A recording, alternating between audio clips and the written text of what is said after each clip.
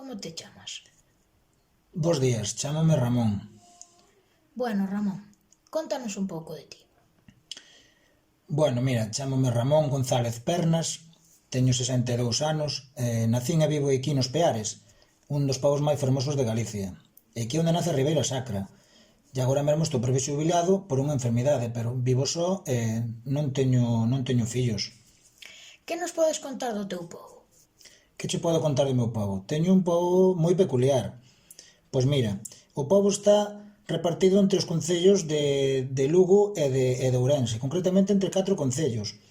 Dous de Lugo, que son Carballedo e Ferreira de Pantón, e os de Ourense, que son A Peroxa e Nogueira de Ramuín. E unha das cousas que distingue este pobo, o meu pobo, é que temos un embalse moi bonito, que foi construído no 1947, un dos embalses máis grandes de Galicia. E temos tamén unha estación de tren, que na súa época foi unha de maior apoxeo da provincia, e é moi coñecida pola súa ponte metálica que está sobre o río Miño. E ademais tamén temos que un centro desos de inglés. Este centro está no antigo pobo, que está ubicado na presa hidroeléctrica, esa dos Peares, aí. Foi restaurado no ano 2009, creo, por Fenosa. E agora utilízano para que veñan moitos nenos aquí a disfrutar de aventuras e programas en inglés. Moi ben. Ramón, contanos algunha anécdota de vivir entre dúas provincias. Pois mira, Hugo, hai unha frase que os desta zona sempre lle dicimos á xente que ven de fora, que dice que cando un burro rebunda na ponte sobre o río Sil, pode escoitarse en 4 concellos, en 3 parroquias, en 3 partidos judiciais, en 4 postos da Garda Civil e en 2 provincias. Os Peares é o único pobo de España que elixe a 4 alcaldes distintos. Pero tamén temos problemas. E un dos problemas máis grandes que temos os veciños é para ir ao médico.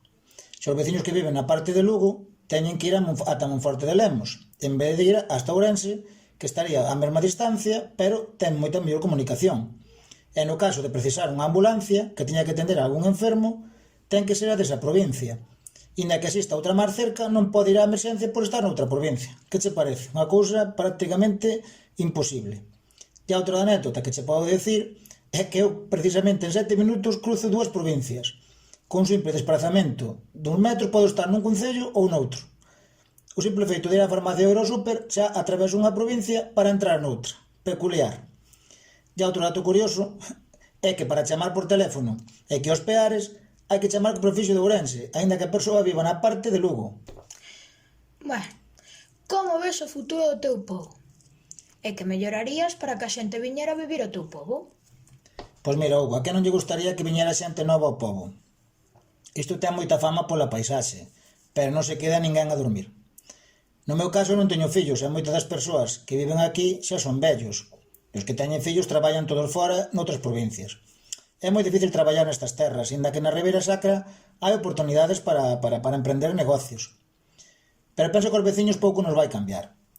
Pero agallá que a xuventude lle tire algo máis esta zona, que teñan oportunidades, e máis aínda agora que a Ribeira Sacra esta aspira a ser Patrimonio Mundial da UNESCO. E os Peares é o inicio da Ribeira Sacra, por aquí é por onde se entra. Pero claro está, que isto a que non ten a chave son os políticos. Pero nós, os veciños, temos moitas esperanzas, porque xogamos en primeira. Temos algo que outros veciños non teñen. O presidente da Xunta, o Alberto Feijóo, creceu neste pobo. E ti? Eres de Ourense ou de Lugo? De Ourense, Hugo, de Ourense. O que é dun sitio é dun sitio, dun lado ou do outro. Todos somos veciños, pero as fronteiras non nos parecen un inconveniente. Quero deixar claro unha cousa. O que distingue a este pobo é o ben que se vive nel. Moitas grazas, Ramón, polo teu tempo e a túa amabilidade por contestar a estas preguntas sobre o teu pobo que non tardarei moito en visitar. Un placer coñecerte. Moitas gracias a ti, Hugo, pola entrevista. Un placer. E ca logo.